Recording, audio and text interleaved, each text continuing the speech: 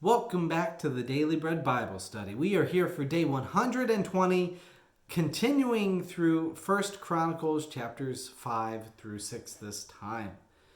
More Chronicles, and here we get an explanation of Reuben's birthright getting split by Joseph's children, Manasseh and Ephraim.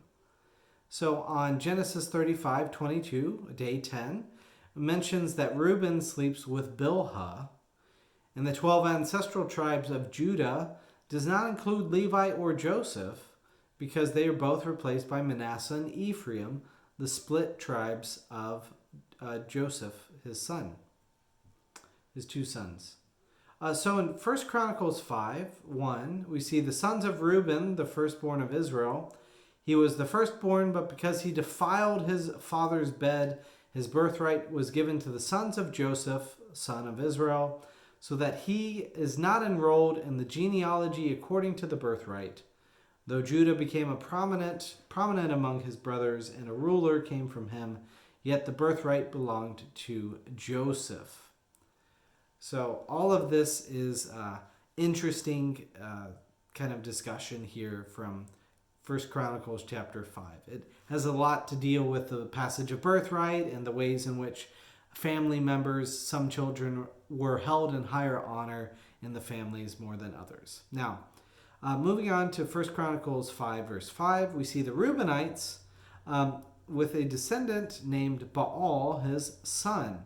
And Baal, again, references that other god that is associated with idolatry. Descendants named Baal are also associated with King Saul. And then we see a brief description of the tribes east of Jordan in verse 25. But they transgressed against the God of their ancestors and prostituted themselves to the gods of the people of the land, whom God had destroyed before them.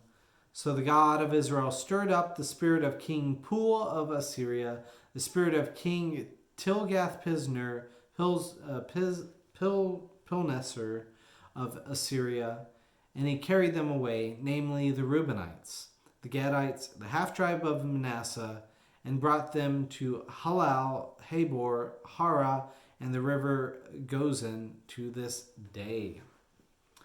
So in 1 Chronicles chapter 6, we see the descendants of Levi, the worship leaders. Verse 1 mentions the sons of Levi as Gershom, Kohath, and Merari. And then in verse 16, the sons of Levi, Gershom, Kohath, and Merari are repeated.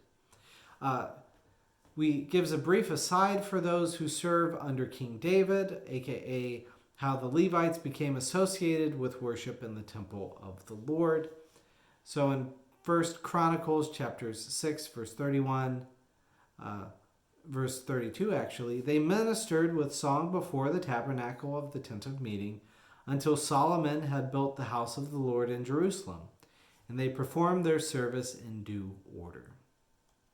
Now, the last part of this chapter explains how the Levites came to possession of the cities of refuge.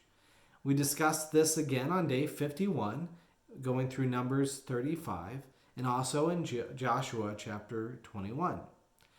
There are 48 cities for the Levites. There were 4 from each of the 12 tribes, so 4 times 12 is 48.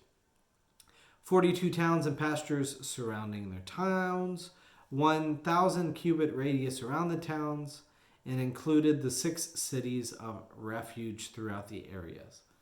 Just a reminder, the cities of refuge are from Numbers 35, so that the slayer who kills a person without intent may flee to there, and that the cities shall be for you a refuge from the avenger, so that the slayer may not die until there is a trial before the congregation. And then these 6 cities shall serve as refuge for the Israelites, for the resident or transient alien among them. So all of these things well documented. That's what Chronicles does, and we will get to more of that next time.